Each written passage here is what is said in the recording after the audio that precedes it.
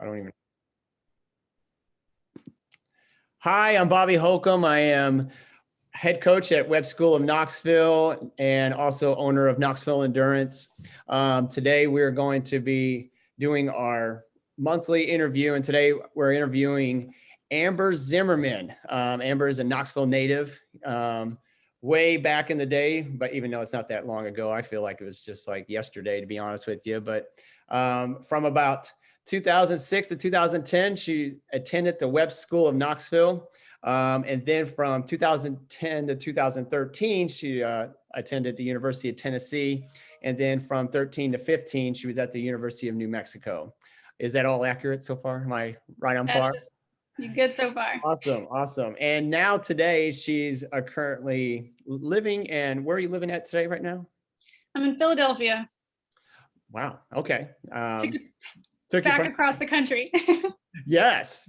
And you're right now currently running as a pro. And well, I consider you a pro when you qualify for the Olympic trials, and with the standards that are going on now, 2:37 for the women in the marathon, you're pretty much a pro in about 99.99% of people in this country. So welcome to the pro world.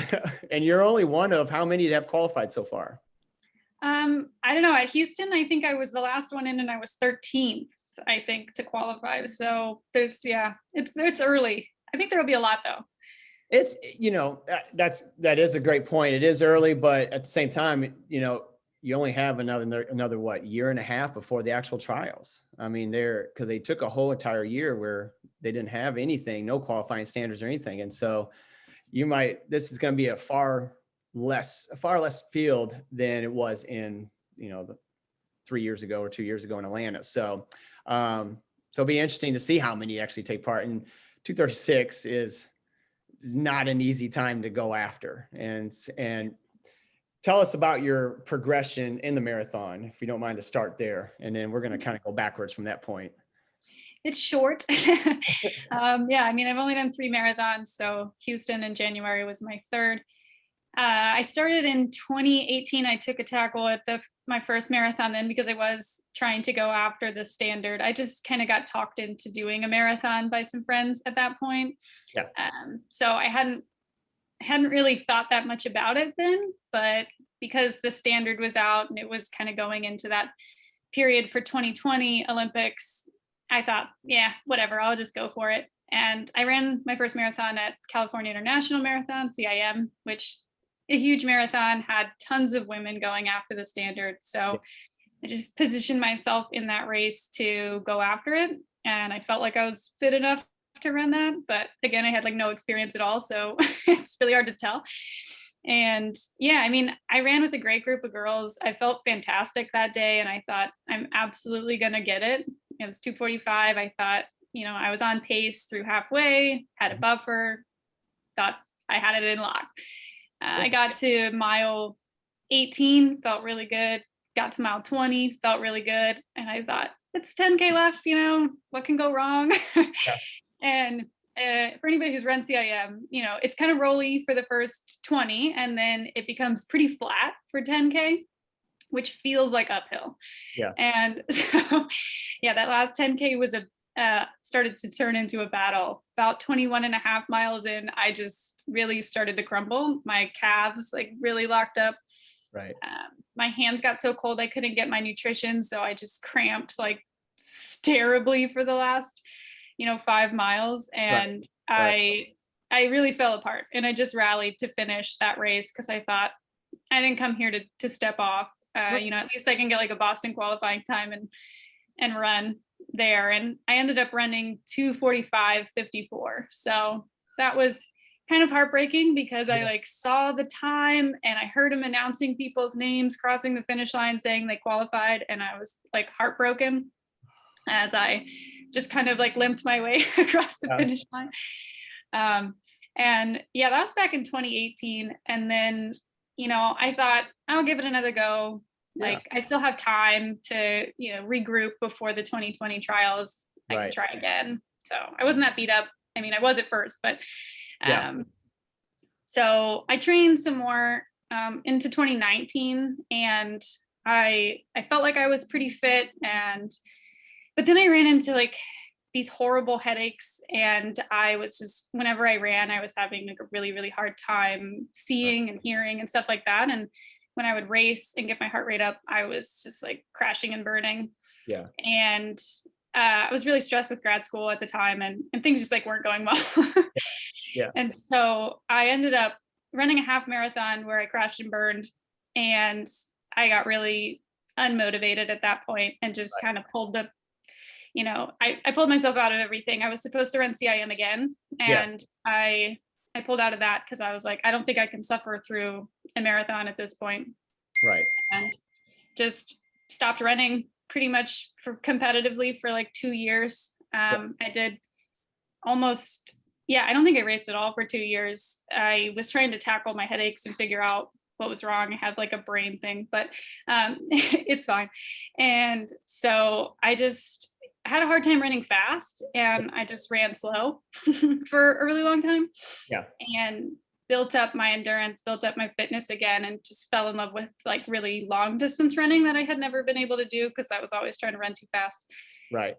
And the pandemic was a great time for me to just focus on training because there was no like need to race. There were no races, and nothing to really set a goal towards. So I just tried to get my mileage up and see what my body could handle. And then in 2021, since I had qualified for Boston back at CIM, that just kept rolling over because until they actually got to run it. And so I went out and ran Boston as my second marathon this past October. Right. And gosh, that really was a disaster. And but you look so good when you cross, though. I mean, when I saw you there, it was just like, wow, I recognized the form. I recognized the, just that, you had that fatigue going, but you still look strong is what was so amazing when you crossed. So mentally, I was completely fine. I felt okay. Like my body was there. I felt like completely fine, other than the fact that my quads were like just destroyed. Yeah. And, you get those Boston quads and you really take a toll. And I was 6 miles into that race and I was cramping in my quads like never before. And I thought this is going to be a long day. And it was. And my body felt fine. I ate so much. I think I took like 8 Morton gels. So I had a lot of calories. Yeah. But that's good. That's good. You know to do that. That's, being so young in the marathon right there, you're hitting a point that tell everybody out there when you're in a marathon, got to do the fuel. I mean, it's a third of the sport. It's like 90% of the sport, I would say. Like, and I mean, I like dabbled in ultra racing as well. So like my stomach is able to handle quite a lot. And I knew that. And I thought I can probably at least maintain and not just crumble as long as my stomach is okay. Yeah. So I just kept putting down gels and drinking and everything and trying to salvage. Every time I'd have a gel, I felt like a little bit better. And I was like, oh, I can make it. And by halfway, I was just thinking, it's not my day. And it was pretty comical at that point how bad I was hurting. And I just decided to kind of like let it go and run with the crowd and enjoy the experience of Boston because it's a lot of fun. And there's so many people. The crowd is amazing and it's really loud and pulls you through. So I mean, that race, it was disappointing because I felt like going into it, I had trained so much more and I was certainly going to break 2:45. Yeah. And then I ran 2:46. And that's equivalent to probably about a 2:40 on that course. I mean, just the conditions that day, you're going through 3 seasons and then, and then of course doing the quad busters and everything like that. And then, it's still a very impressive race there. One thing I wanted to touch up on real quick before you go into Boston to Houston, what's remarkable is, October is Boston, and now this is 2021. All of a sudden you go November, December, and then January. Now everybody out there is probably thinking, oh, I need to do another 6-month reset, but you, if I'm not mistaken, did you do a half marathon very shortly afterwards in like 1:14 time frame. And then you went into Houston. Kind of explain that, what mentally and physically you were kind of going through to give you that confidence to go to Houston. Yeah, it was a last minute decision. I mean, I knew I had signed up to do the half in Philly because, I was here and I was like, oh, that'll be a good, way to get me back on the horse, so to speak, after Boston. So I had planned to do that. I knew it was going to be tight, kind of turning around from Boston to go into that half.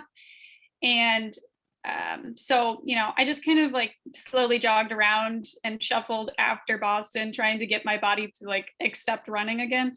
And so I could do some workouts. And then when I started doing workouts, I felt fantastic. I mean, everything just felt really easy. I've had like these hamstring issues for quite a while that I can't get rid of, but like aerobically, I felt fantastic. And I thought, wow, maybe there's just like extra fitness from coming right off of the marathon.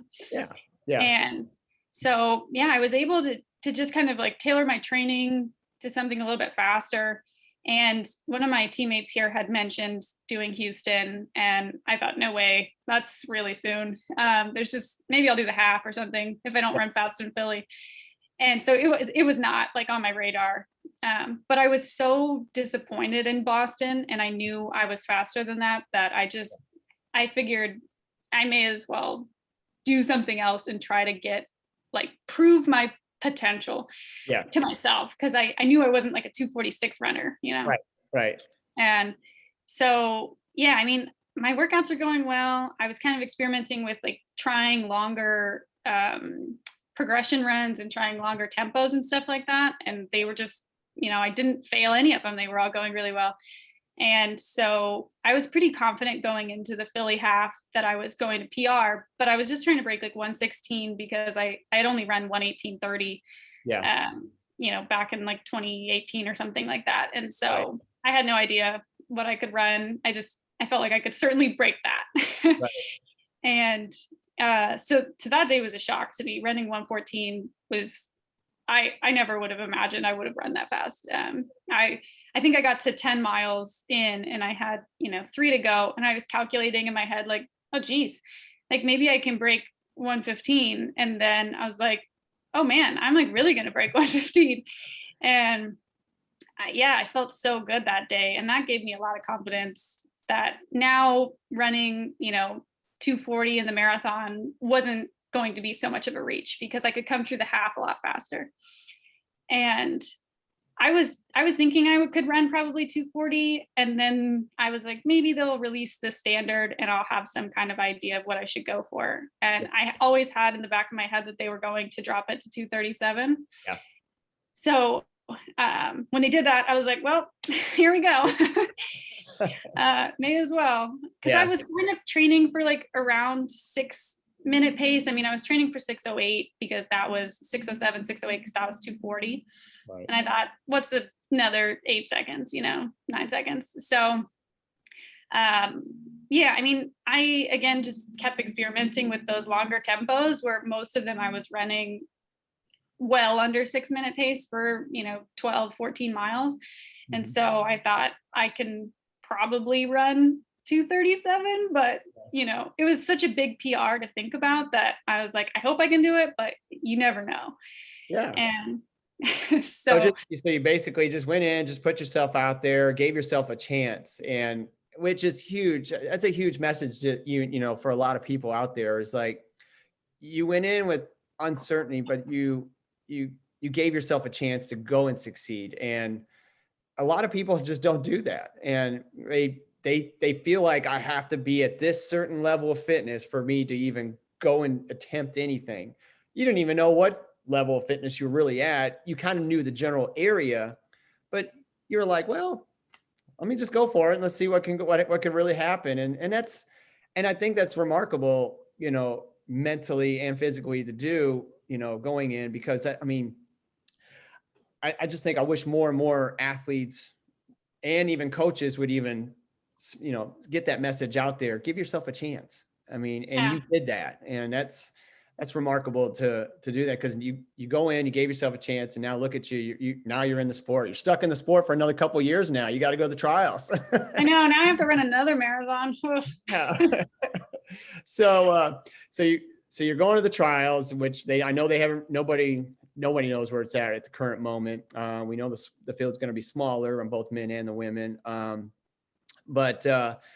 So what is the game plan for you moving? Are you going to try and maybe do another marathon to go for a higher spot, or just get used to it? Or are you going to work on speed for a while? What's kind of the plan for the next at least 6 to 8 months?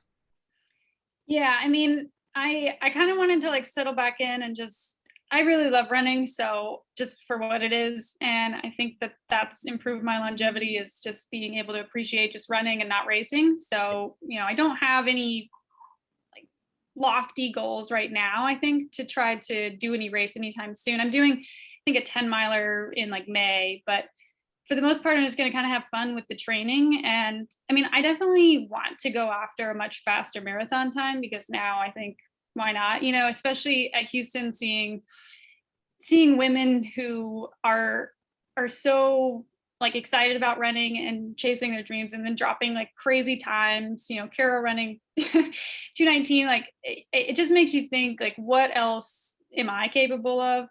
And so I think I was able to take off 10 minutes in, one race. Like, why not? What makes me different from from being able to run those times that other women are running? So I think I do have goals to run, low 2:30, try to break 2:30. Why not? I mean, it's a huge goal, and it sounds crazy in my head, and other people will probably be like, there's no way. But I didn't think that I was going to run under 2:37. So yeah, I mean, I definitely want to run another marathon before the trials and try to drop that time by a good bit. So I feel, really confident that I can race with people. Right. I don't expect to make an Olympic team, but I would like to actually be, in the race. Right. Oh, good. Well, I think it's great. You're still young. And maybe now we're going to kind of go do like a Benjamin Button. We're going to go backwards a little bit now between college to the start of running. If I'm not mistaken, I think you had a little triathlon career there going for a bit. And because I think I recall, I'm seeing some tri stuff out there, and then hearing people, in the running community in Knoxville, people still talk about other people. And so you hear stuff from here and there. Did you end up doing an Ironman or a half Ironman or something like that?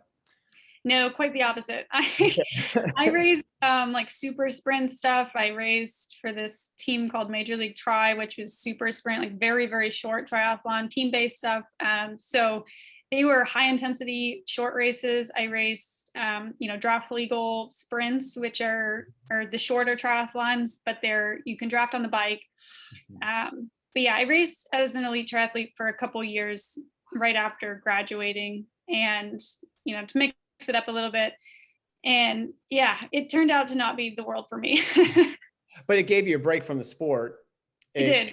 You probably had a lot of stuff going in through your head, like, well, let me dabble here, let me dabble. It lets you kind of work outside the box a little bit, and just, let's see what we can really do here. And it probably gave you a break from just purely running, to where when you came back to it in the marathon world, you probably just felt refreshed and like a new kid on the block again. And yeah, I felt like I really realized that I was a runner, and that was my true passion. And I thought, why the heck am I out here doing something that I don't really love, when running is what I really love? And so, yeah, it definitely ignited that kind of flame back in me that I had lost a little bit right after college. So I'm going to go back all the way to the middle school to high school. So as myself being a Webb school, Knoxville head coach there, and you being an alum, this is one of the great things about having you on, because, once a Spartan, you're always a Spartan. It's a family.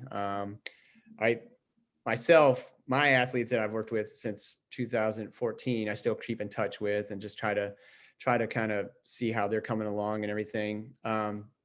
But you started even with, I think, when I'm not mistaken, KTC, you did the whole summer youth programs and the cross country programs, if I'm not mistaken. And then you went to Webb School of Knoxville. What made you choose Webb and back then to go there? Yeah, I mean, I ran at Cedar Bluff, and back in the day where it all started. And yeah, I mean, I always loved running when I was little. I started really young and I was ultra competitive. You probably remember me back at Oh yeah. KTC days. I was like always trying to win every event from like the Yeah. long jump to the miles. So yeah, I mean, I definitely really loved track from a young age, but I knew I was going to run in high school and stuff. So yeah, I mean, like I said, I went to Webb. The years all blur together for me, but I went to Webb to run primarily. Mike Wortley was going there to coach, and at the same time, and he had been my coach for Knoxville Track Club, and I really loved the way that he coached, and I felt comfortable with him as a coach. And so yeah, I just ended up going to Webb basically to run, and luckily they accepted me. And yeah, I mean, the rest is kind of history there. But for those that don't know Coach Michael Wortley, I think personally my experience of knowing him, working with him at Runner's Market and so on, I think he is probably one of the biggest running exercise physiology geniuses out there. I honestly believe he was probably one of the smartest people when it came to, training methods and, what hits on some athletes and what doesn't hit on other athletes. He was just remarkable to have training discussions with, because he has read, I think pretty much at the time when I was working with him and being around him, I think he read every single book out there. And he was a nerd. Yes. And I loved being around him. I think he was remarkable. I think I don't know if he's still even coaching today. I know he moved up, and I think he's up in your neck of the woods right now. Yes, I saw him. Yeah, Okay. recently. Oh, good. That's good. So you keep in touch with Coach Wortley still. But I just loved having like these discussions with him and, periodizations and stuff like that. And I think it was just great so you ran under a wonderful coach at Webb. And so your experience there at Webb, you go on and you win 2 state championships in cross country. Yeah, KIL, which is a huge meet around here, is where you get to take on everybody you get to go to the mall and you brag to anybody in the county. And that's our big county championships. So you go straight up against them. 2008 and 2007, you won the cross country KIL, and you won also the 1600 and the 1600 and 3200. You were a state champion on the track. And as a team, you, Coach Wortley, and looks like it was headed by you because you were the top runner of the team on both of those years. I noticed 2006 and 2009, you guys were overall state champions. And so that's a wonderful high school resume right there itself. And then you go on to UT and you ran 4 years there. Three. Okay. Sorry. I graduated early, so I left there in 2013. Good. Excellent. And then you went to New Mexico. Right. And so tell us about, you go from high school and you build this wonderful, remarkable resume in the high school ranks. And then you go on to college. Tell us that transition. If you're a high school student today, what would be your advice to making that transition into the college ranks? Oh, I would say don't take yourself too seriously. I think everybody wants to be, when they're going to run in college, everybody wants to be somebody, and it doesn't really matter, honestly. I mean, my collegiate career was subpar. I raced some decent times and I had some good races out there for sure, but the majority of it was not fantastic. And I think I fell out of love with running because of it. I kind of just got so burnt out on trying to like always be in the top and race at the top. And that was not super healthy. So, and I was injured all the time in college. And so my collegiate career was kind of just plagued by a lot of stress fractures and a lot of injuries that never really resolved until very long after. And so yeah, that transition was a little rough because I mean, I had kind of a similar transition in high school where I went from being really good my freshman year to like crashing my sophomore year and then clawing my way back up. Um, but but it happened in college too, where I thought I was going to be able to train at a much higher level, and then I just couldn't. I couldn't handle mileage, and I couldn't handle a lot of just everything.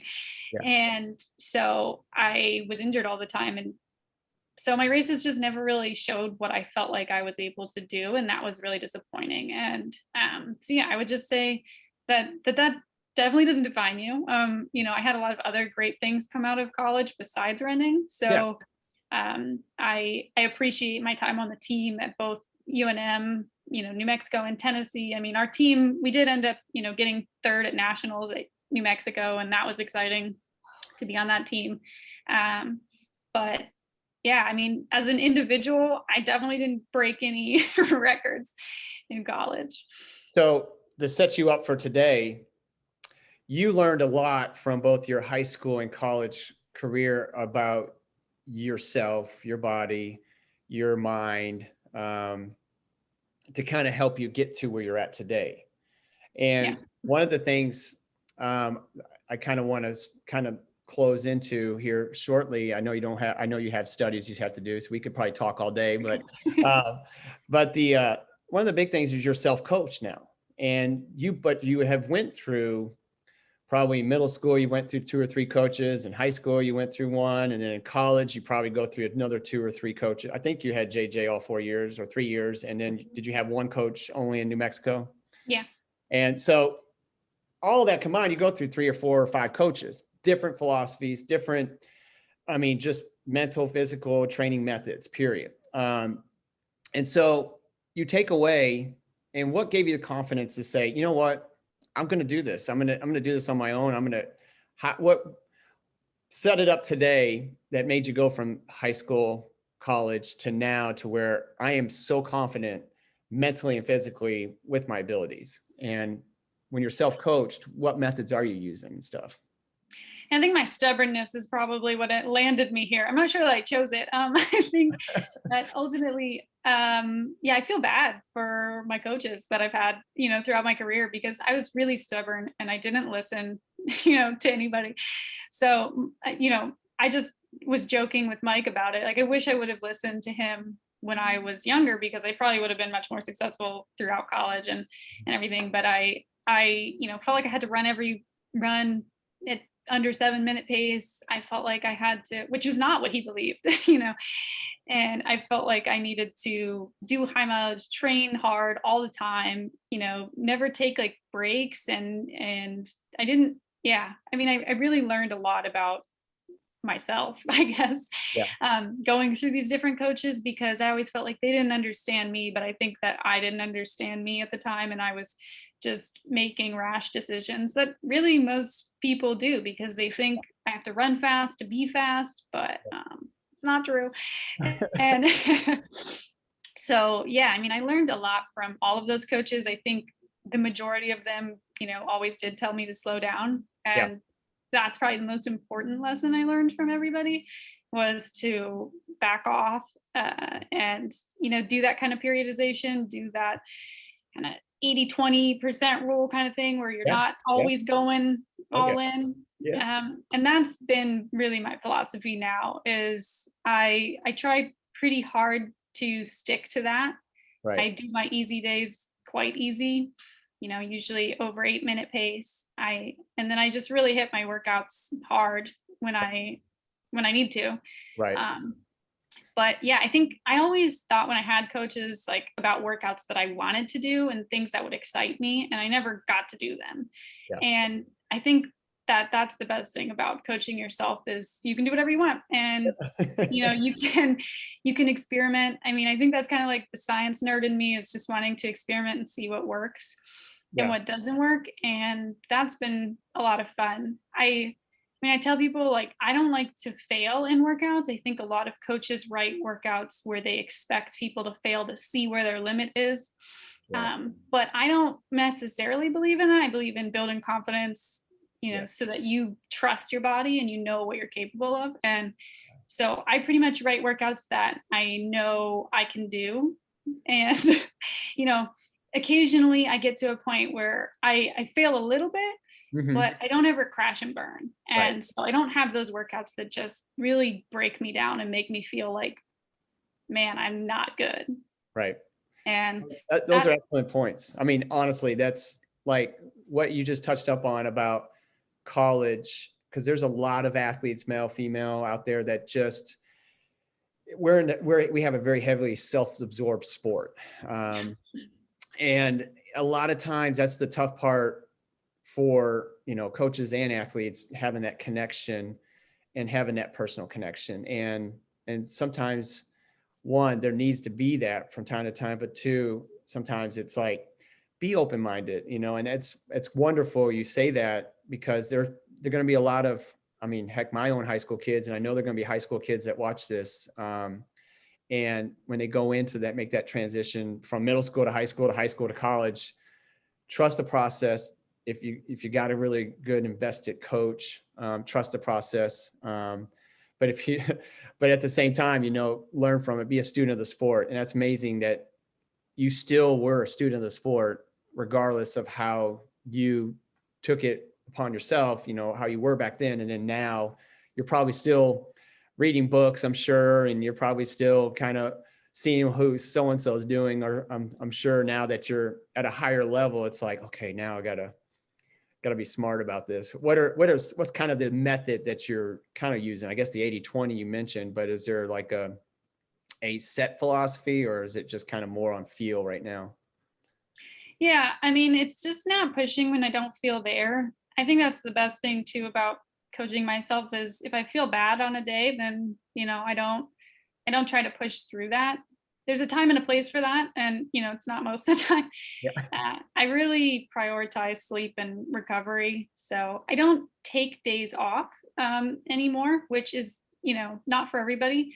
But I think the consistency and doing something every single day for me, although it's easy, most of the time, Yeah. is what's really helped me. I mean, I was not running high mileage at all before, and now I can maintain 100-mile weeks, 80 to 100 miles with no problem. And I sleep 9 to 10 hours most nights. Yeah, it's the best. Um, and um, and that makes a huge difference for me, is really prioritizing those things that help you recover, and prioritizing the easy days.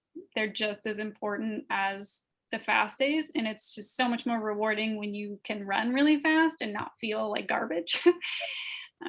So yeah, I mean, it's all about just kind of making myself feel good, because that's what really makes me feel more confident. So what is what outside of running now, because running, I'm sure, is taking up about half your day. So the other half of your day, you got to occupy yourself with something. So what you said you're in school, you're doing labs. So what is day to day now like for you? Yeah, I mean, I actually graduated with my PhD a year ago today, actually. Congratulations. And so, yeah, I do neuroscience and neurogenetics. And so that's why I'm here in Philadelphia, as I'm doing a postdoctoral fellowship at Penn.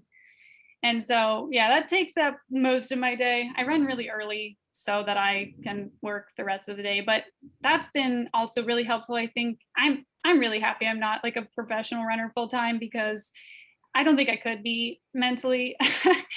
I need something to occupy my brain for the rest of the time. And so I think being like a scientist and having my day filled with learning and, occupied doing a lot of other things has been extremely helpful for me.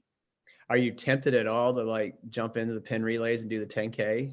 I am, gosh, don't I give mean, me these like ideas, because I told someone else, I was like, I kind of want to, because I've never run a 10K on the track and I just want to yeah. see. I But mean, then I'm like, that's a great opportunity. I mean, you right in your back door, you can warm up from the house and go there and then cool down back home. I mean, that would be amazing. And it's like what, the second biggest track meet in the country when it comes to all, collegiate, high school, and pros, and it's it's on the radar. I have not discounted it yet, but I'm just like, oh, gosh, thought of doing that many laps on a track makes me want to just Well, if you do it, let us know. We've actually debated on taking a 4x8 team up there.